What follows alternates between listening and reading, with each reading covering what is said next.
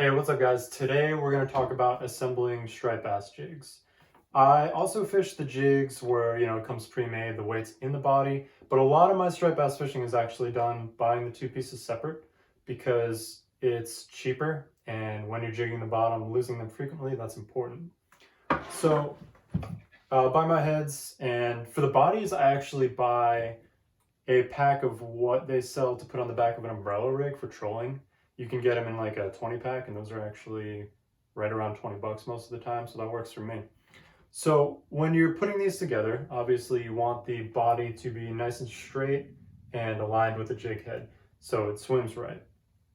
Also, getting it all the way on the end and making sure it's positioned right will help keep it on the hook, because eventually what will happen sometimes if you don't glue these to the jig head, which you can do, eventually, you get a couple of fish, it'll start to tear it and it'll slide up. So making sure this is set up properly will sometimes extend the lifespan of the jig body. So what I do to set this up is I take the jig head, whatever one you want to use, and put it where I want it to sit on the body so it looks like this. And then where that hook comes out, put my finger there, and you can either take a marker or whatever you want. I just use the hook point, and I make a little mark where that hook is supposed to come out, like that. And then when I go to put this jig body on the jig head, thread the hook through,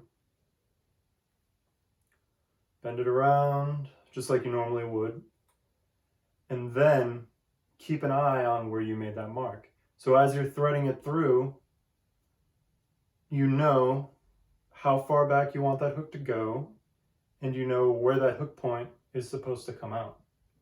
And you can just get it right the first time, and you don't have to damage the body by trying to thread it 3 or 4 different tries. And push it on. These are some tougher jig bodies.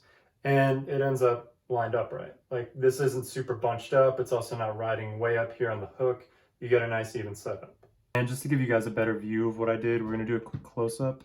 So you might not have been able to see clearly there, but I took the jig head and lined it up and put my finger where the hook came out, and then we know right there that's where we want that hook to point through. Make a little niche right there. Not too much, because too much and then in the current pulling on the tail will cause it to start to rip faster than it otherwise would.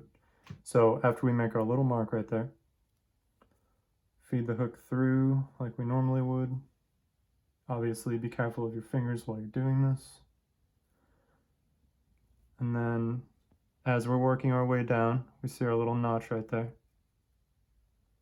So continue, bring the hook through. And then you can kind of lift it, and you'll see a little bulge where the point is, and keep pushing until it's right on that notch right there. And then poke it through a little bit, and then bring it down and feed the body onto the points around the head, and it's nice and even. Also, on a side note, I do stock up on these ahead of time. I actually go to the saltwater convention in the winter. I'll buy a ton of them, and I'll buy my jig heads, around the time it's time to fish. Storing these is important, and I've learned that, one, the colors do bleed onto each other, so you're going to want to store them with the same color.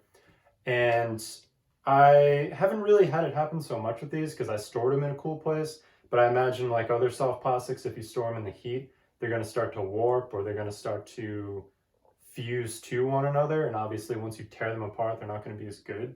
So I'll actually take groups of 3 of them. I'll get one of the freshwater tackle boxes with the clips on the side and the rows, and I'll take them like this.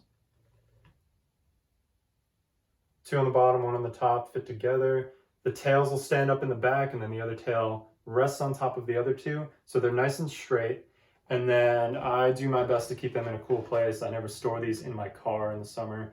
Keep them in my house in a cooler area for the winter, and then in an air-conditioned room in the summer.